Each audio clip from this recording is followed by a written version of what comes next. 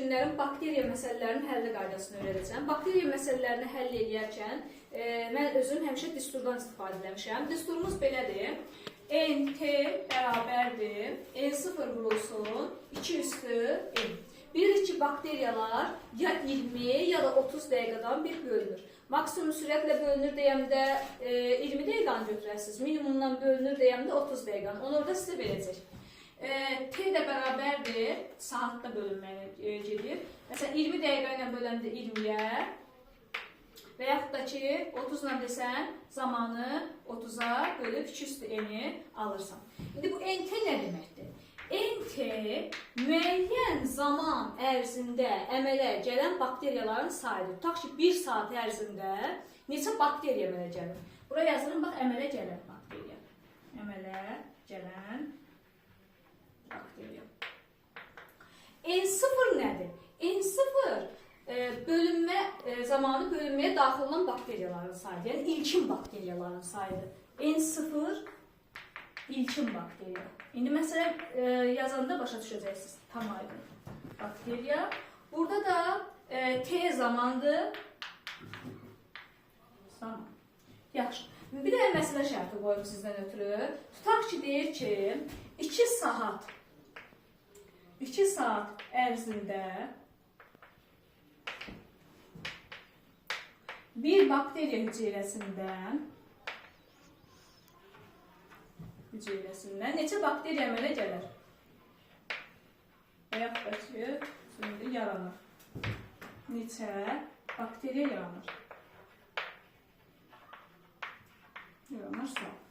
Saat, bax, nə qədərdir? 2 saat.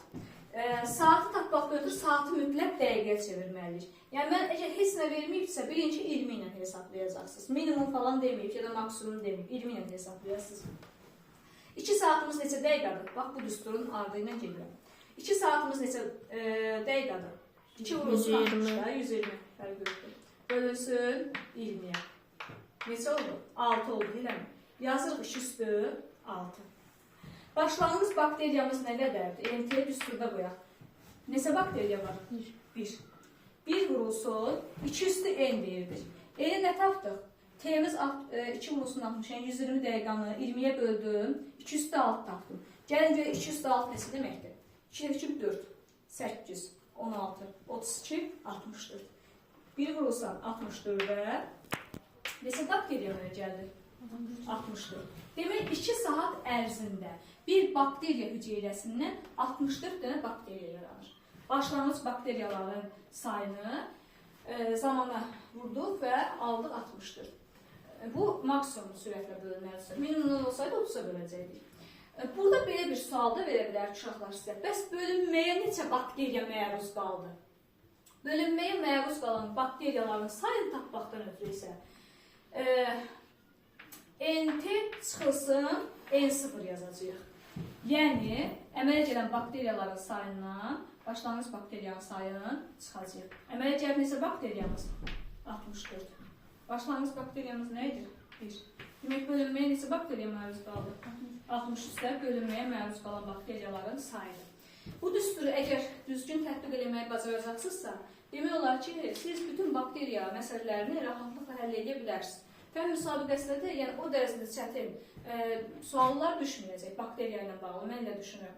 Yəni, o materiallarımızla baxdı, oradakı payla atdığımız sualların da hamısı bu yolla rahatlıqla həll oluna bilərdi. İndi buna məsələn, başqa bir, məsələn, elə verə bilər ki, başlanğıc bakteriyanın sayı verər, verməz daha doğrusu. Əmələ gələn bakteriyanın sayı verər NT-ni. Başlanğıcı verməz, vaxtı verər. O dəqiqə riyaziyyatdır, sadə riyaziyyatdır. Yerini dəyişəsən, gətirib yerində qoyasın, düsturda yerinə qoyan kimi yenə də rahatlıqla bunun həllini tapa biləcəksiniz. Bu qədər. Bir neçə nümunə yazaraq tam dəqiqlə başa düşərsiniz.